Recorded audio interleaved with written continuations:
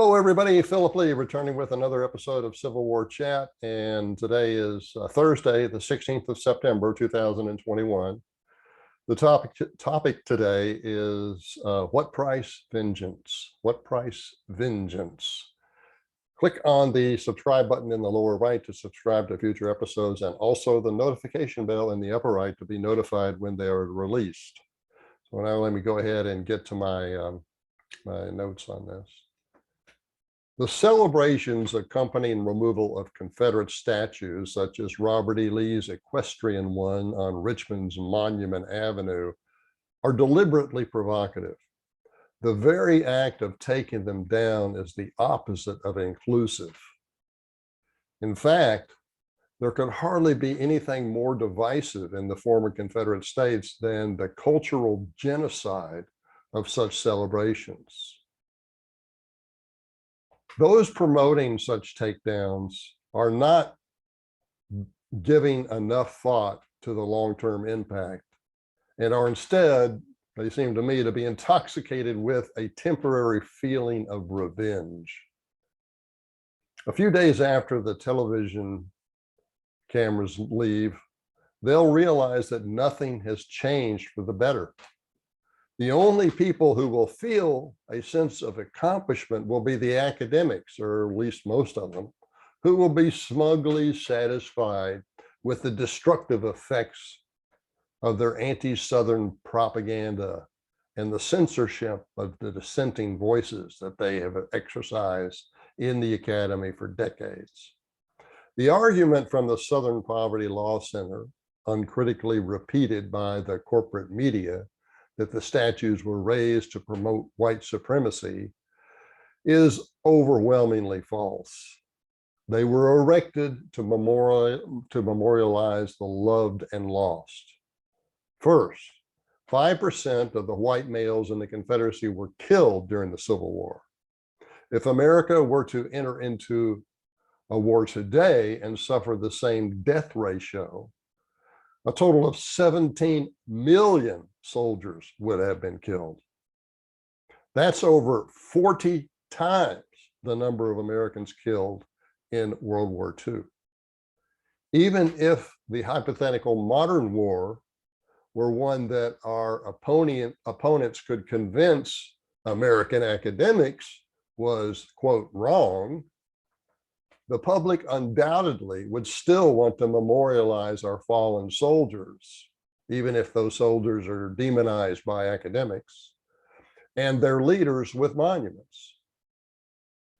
Because, if for no other reason, the magnitude of the loss was so large. 17 million. Second, extant photographs show that numerous blacks were among the 100,000 people that witnessed the dedication of the Monument Avenue Lee statue 130 years ago. The photographs show this. Third, many Southern monuments were erected with private donations. And that's remarkable considering the widespread poverty in the region after the war. Fatherless children and widows took years to raise the funds with nickel and dime donations and proceeds from bake sales, subscriptions, and other money-raising means. Over 90% of the funding for the Silent Sam statue removed from the University of North Carolina after standing there for more than a century, for example, came from donations by the United Daughters of the Confederacy and university alumni. Finally, conditions in Richmond's Black community will likely not improve one bit if all of the city's monuments are removed as Mayor LeVar Stoney intends.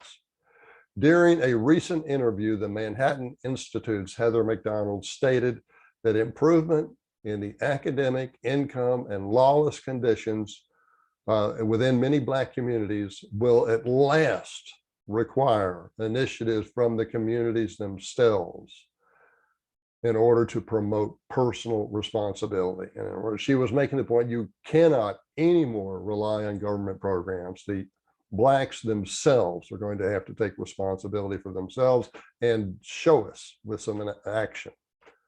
Black leaders like Shelby Steele, John McWhorter, Larry Elder, Candace Owens, and Glenn Lowry generally agreed.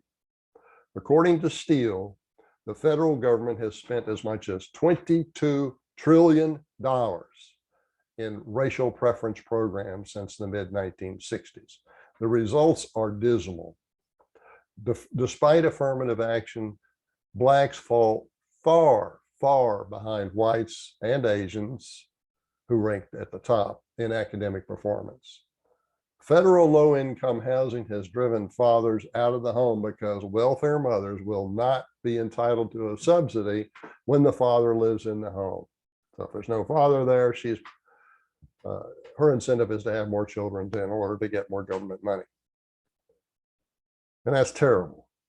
It provides no role models of any consequence for Black males. And that's why so many of them end up on the wrong side of the law. Public honors for historical Southern leaders are an unwarranted casualty of the continued excuse making for the racial disparities.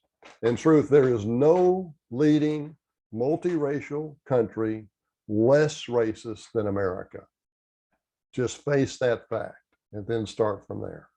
Even though Blacks compose only 13% of our population, Barack Obama was elected president in 2008 and re-elected in 2012 when 65% of America's population was white. Now, name for me one Black country, one Black democracy that has elected a white man as to lead them.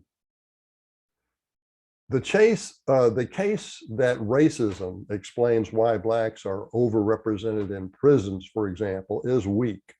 In New York, Blacks represent 23% of the population, but account for 70% of the armed robberies. Notwithstanding the corporate media news coverage, few unarmed New York Blacks are killed by white policemen, where, incidentally, most of the police force is itself Black. Black on Black crime is really a much, much bigger problem than white cops shooting unarmed Blacks. Nearly 90% of the Blacks and Hispanics murdered in New York City are killed by other Blacks and Hispanics. You do not see that statistic on corporate media. Black community problems are behavioral, not the results of systemic oppression. Nothing will change until that culture changes. Black children need fathers in their homes. Ambitious Black students need school vouchers.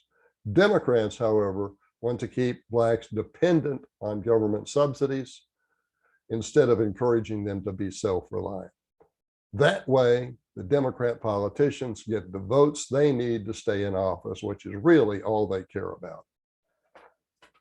Critical race theory and fifth wave feminism has sufficiently united Blacks and feminists to give them control of the Democrat Party. So long as that party remains in control, they will sacrifice anything connected with Southern heritage as an appeasement to their so-called oppressed constituents. Under such conditions, the name of Lee, L-E-E, will not remain in any school, and Confederate memorials will continue to topple like dominoes. Defenders of Southern heritage are doomed to fail